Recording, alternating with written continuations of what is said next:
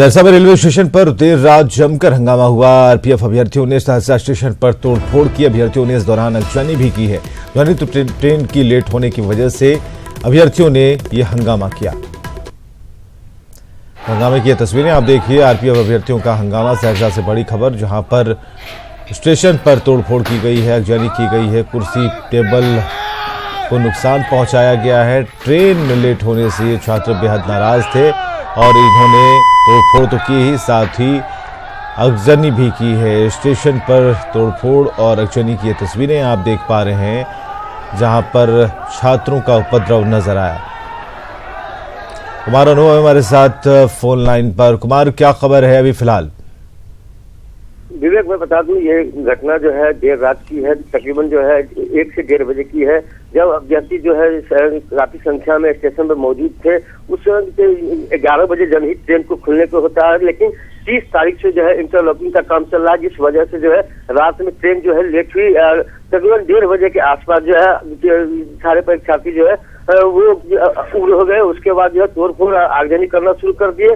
उसमें जो है तकरीबन जो है 1 से 1.5 घंटे तक जो है तोड़फोड़ किया गया। उसके बाद जो है सिविल पुलिस को इसकी जानकारी दी गई, जिसके बाद जो है काफी संख्या में पुलिस बल पहुंची। उसके बाद जो है कहीं जाकर के मामला शांत हो पाया। इस मामले में जो है लगभग 2 दर्जन जो है अभ्यर्थी को जो है गिरफ्तार भी किया गया है, लेकिन अब तक जो है जहां तक बात है तो क्षति की जो है वो आकलन नहीं किया जा सका, लेकिन तोड़फोड़ जो है काफी किया गया है और आगजनी भी की गई है। विवेक, चलिए, बहुत बहुत शुक्रिया इन तमाम अपडेट्स के लिए।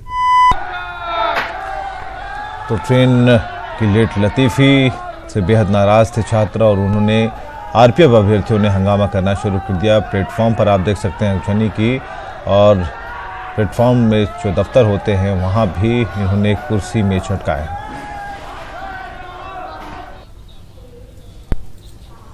और बाढ़ में सड़क हादसे में बाइक सवार की मौत के बाद जमकर हंगामा हुआ। परिजनों ने हॉस्पिटल चौक पर NH 31 को जाम कर बवाल किया, जिसकी वजह से वाहनों की आवाजाही ठप रही।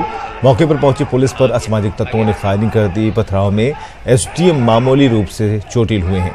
इसके बाद ASP लिपि सिंह ने मोर्चा संभाला। शव को पोस्टमार्टम के लिए भेजा गया।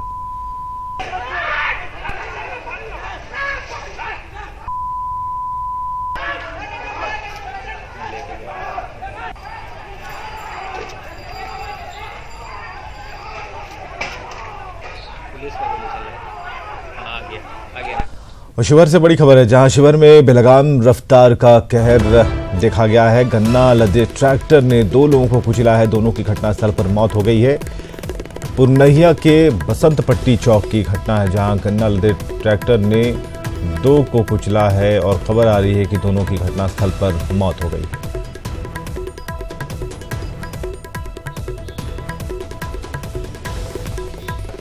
इधर सुपौल रेपकांड में नया मोड़ आ गया। इस मामले में विश्व कबीर विचार मंच के चेयरमैन संत मनमोहन साहब के जेल जाने के बाद पीड़ित लड़कियों ने कोर्ट में साफ साफ कहा है कि संत साहब पूरी तरह निर्दोष हैं। पीड़ित 2 बहनों में से बड़ी बहन की शिकायत पर पुलिस ने मनमोहन साहिब को गिरफ्तार कर लिया, लेकिन इस गिरफ्तारी के बाद छोटी बहन अपने पिता के साथ कोर्ट पहुंच गई और उसने कोर्ट को जो कुछ बताया उससे पूरा मामला ही पलट गया।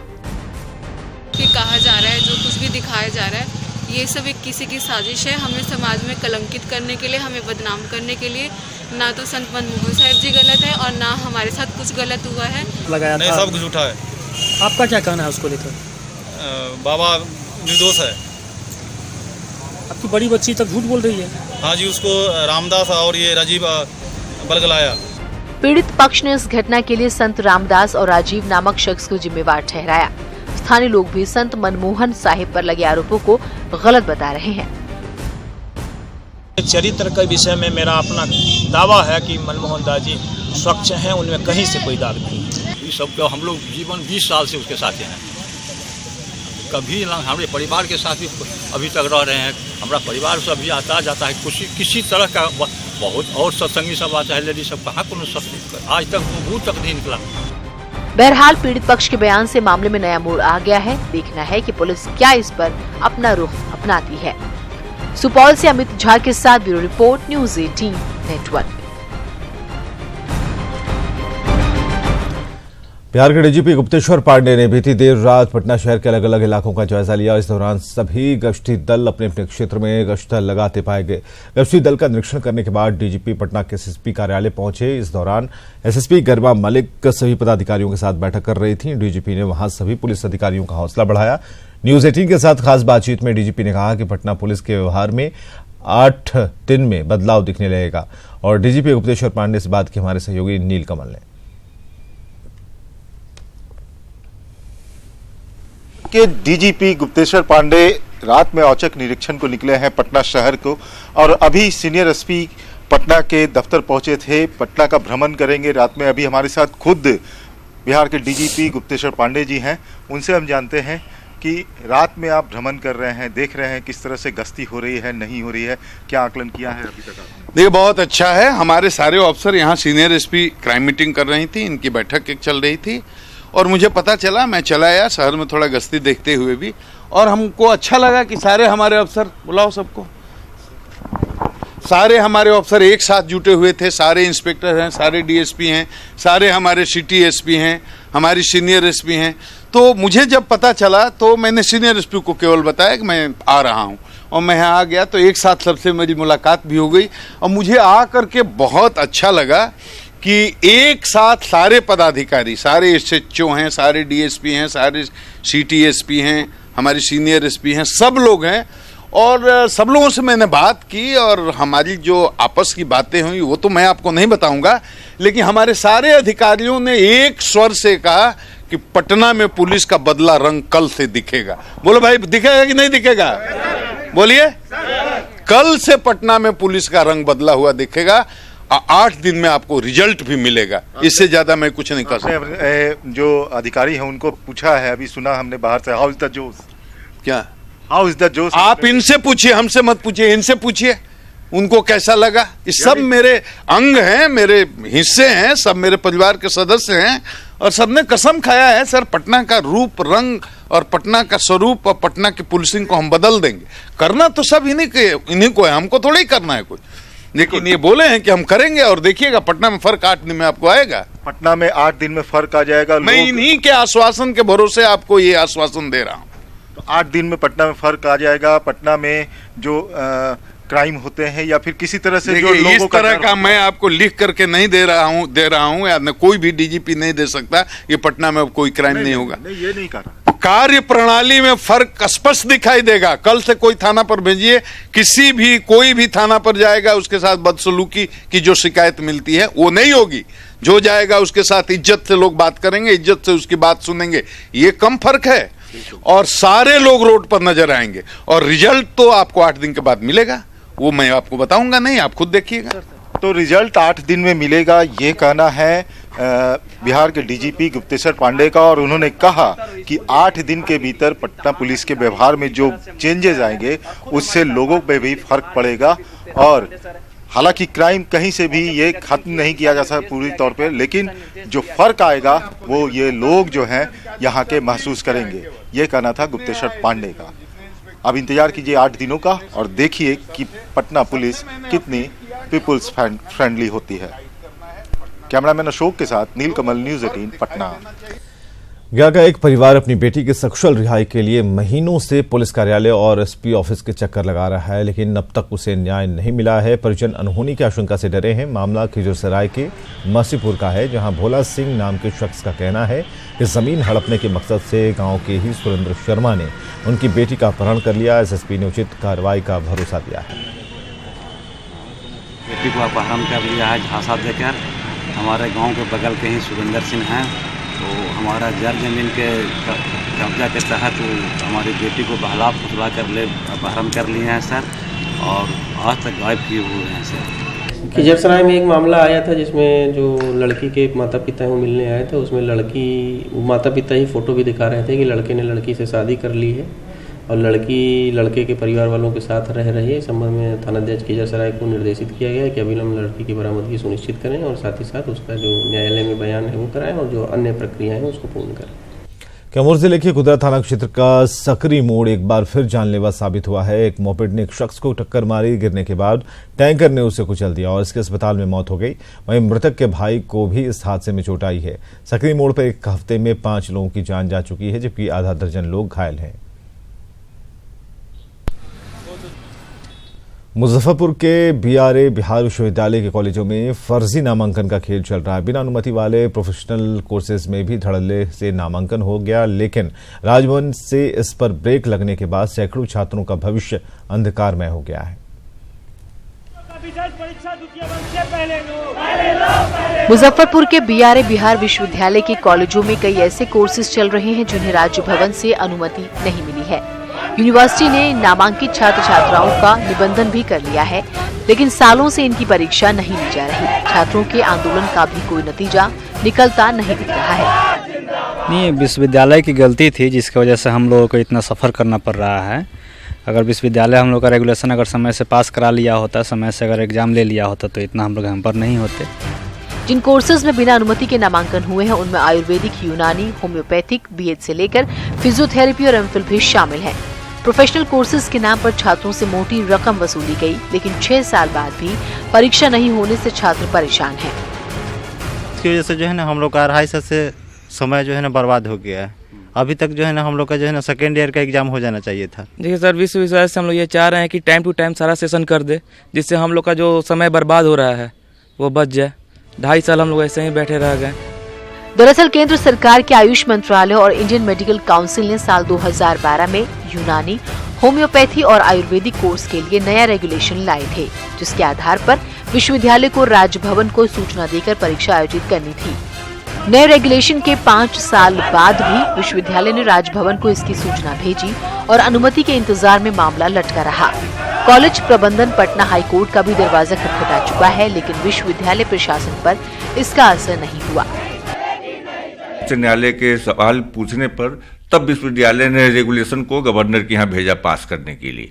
नहीं तो हम लोग के काफी कम से कम 100 बार भी रिमाइंडर देने के बाद भी उन लोगों ने नहीं भेजा था। जरूर मेरा इशारा उन्हीं की तरफ है कि वो नियम के विरुद्ध एडमिशन ले लेते हैं, फिर वो एडमिनिस्ट्रेशन को और हर एक जगह उन बच्चों को आगे कर देते हैं, ये कहने के लिए कि बच्चों का भविष्य का सवाल है। शिक्षा माफिया के खेल में छात्रों का भविष्य अंधकारमय हो गया है। इन्हें समझ में नहीं आ रहा कि जाएं तो कहां जाएं, करें तो क्या करें। मुजफ्फरनगर से प्रवीण ठाकुर के साथ bureau report, news 18 network. Lok Sabha चुनाव 2019 के लिए बीजेपी का घोषणा पत्र आम लोगों के सुझाव से तैयार होंगे। बीजेपी इस बार देश की जनता से पूछकर अपना घोषणा पत्र तैयार करने जा रही है। देश भर में 300 संकल्प रथ, 7700 सुझाव पेटियां, 4000 विधानसभा क्षेत्रों में जनसंपर्क, सोशल मीडिया का शस्त्र। बीजेपी तैयार करेगी घोषणा पत्र। जहां बड़े बड़े वीडियो रथ के जरिए बीजेपी जनता के बीच जा रही है, सुझाव पेटियों में जनता के सुझाव मांग रही है, सोशल मीडिया के जरिए जनता से सुझाव मंगवा रही है और जनता की मर्जी के मुताबिक अपना घोषणा पत्र तैयार करवा रही है। पार्टी ने इसी मकसद से सोमवार को बिहार में भारत के मन की बात मोदी के साथ कार्यक्रम की शुरुआत की। बिहार में 17 वीडियो रथ के जरिए जनता से सुझाव मांगे जा रहे हैं। आप फेसबुक, व्हाट्सएप, इंस्टाग्राम और ट्विटर पर हैशटैग भारत के मन की बात मोदी के साथ पर सुझाव दे सकते हैं। भारतीय लोकतंत्र में पहली बार यह लोकतांत्रिक तरीके से लोगों के सुझाव पर कोई पार्टी अपना दृष्टिकोण बनाएगी और अपना विजन तैयार करेगी, अपना घोषणा पत्र तैयार करेगी। वीडियो रथ का मकसद देश की जनता को ये बताना भी है कि 4.5 सालों में देश कितना बदला है। प्रधानमंत्री नरेंद्र मोदी ने क्या क्या काम किए हैं, देश के लिए शुरू की गई योजनाओं की आज क्या स्थिति है। भारत के मन की बात मोदी के साथ कार्यक्रम के लिए 12 विभाग बनाए गए हैं, जिसमें किसान, युवा, महिला सशक्तिकरण, समावेशी विकास, गुड गवर्नेंस, अर्थव्यवस्था, बुनियादी ढांचा, शिक्षा और कौशल विकास, सांस्कृतिक धरोहर, विदेश नीति, वर्किंग क्लास और राष्ट्रीय सुरक्षा समूह शामिल है।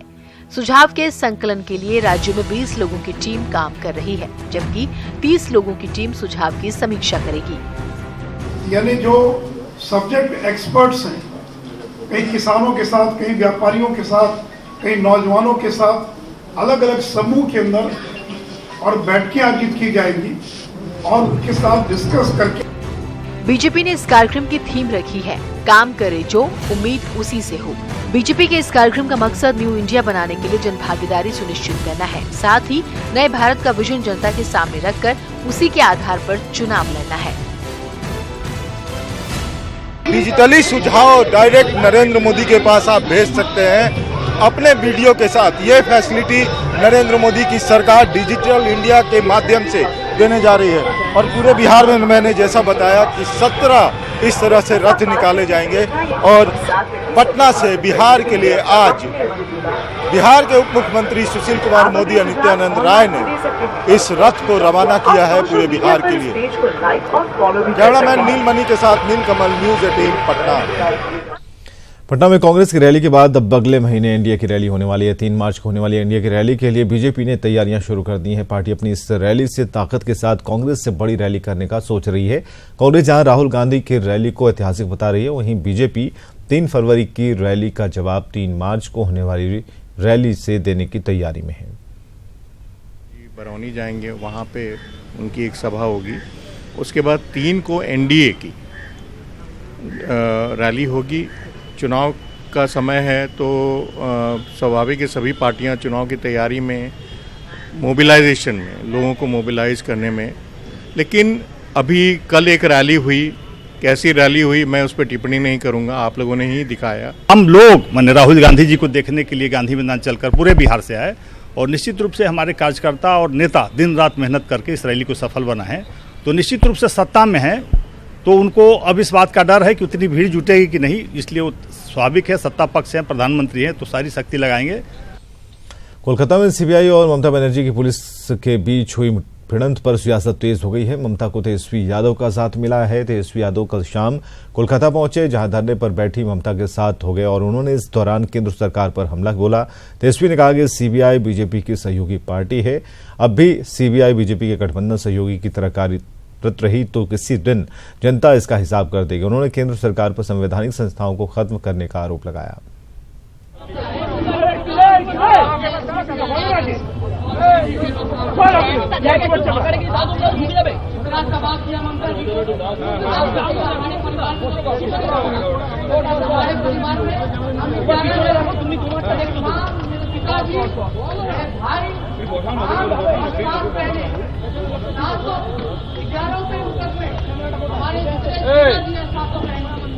जो हस्बैंड है उन पे भी मुकदमा चल रहा है। ये भी नहीं, जो मेरे सिस्टर्स के इन-लॉज हैं उन पे भी मुकदमा चल रहा है। जो सिस्टर्स के इन-लॉज के रिश्तेदार हैं उन पे भी लोगों ने मुकदमा करने का काम किया है। तो ये पूरी तरीके से मैं इस मोदी जी का जिस प्रकार से उन्होंने संविधान को खत्म करने का मैं इसका फुटबॉल ममता जी को समर्थन करने का काम करूंगा और आप लोग देखिएगा नहीं कहेंगे। शारदा चिटफंड घोटाला मामले में सीबीआई की कार्रवाई ने विपक्ष को एक बार फिर एकजुट कर दिया। पश्चिम बंगाल के मुख्यमंत्री ममता बनर्जी सीबीआई के इस एक्शन को केंद्र की नरेंद्र मोदी सरकार पर तानाशाही रवैया अपनाने का आरोप लगाते हुए धरने पर बैठी हैं। आरजेडी नेता तेजस्वी यादव उनसे मिलने कोलकाता पहुंचे तो वहीं राष्ट्रीय राजधानी दिल्ली में भी विपक्ष के बड़े नेताओं ने बैठक की। विपक्षी नेताओं की इस बैठक में आंध्र प्रदेश के मुख्यमंत्री चंद्रबाबू नायडू, एनसीपी प्रमुख शरद पवार, नेशनल कॉन्फ्रेंस के नेता फारूक अब्दुल्ला और दिल्ली के मुख्यमंत्री अरविंद केजरीवाल भी इस बैठक में मौजूद रहे। बैठक के बाद विपक्ष ने सरकार पर निशाना साधा। वर्सेस पुलिस नहीं है। पश्चिम बंगाल में माननीय प्रधानमंत्री जी के अहंकार और गुरूर के खिलाफ आवाम है और हमने लगातार देखा आलोक वर्मा जी के एफिडेविट के बाद जो हालात हैं, जहां संस्थाओं को कॉम्प्रोमाइज किया जा रहा है, जमीन पे औंधे मुंह गिरी हुई है। हमें तो डर है कि इतना चरित्र हनन कर दिया इन एजेंसीज का कि कल को ये जब सत्ता में नहीं होंगे, इनमें से कौन कौन जेल में जाएगा। और 6 फरवरी से पूरे बिहार में इंटरमीडिएट की परीक्षाएं शुरू होने जा रही हैं। इसे लेकर बीएसईबी ने पुख्ता तैयारी की है। पूरे राज्य में 13,15,371 स्टूडेंट्स परीक्षा में शामिल होंगे और इसके लिए पूरे राज्य में 1,339 परीक्षा केंद्र बनाए गए हैं। वहीं पूरे एग्जाम की सीसीटीवी के जरिए निगरानी होगी। हाँ, जगह आपके लिए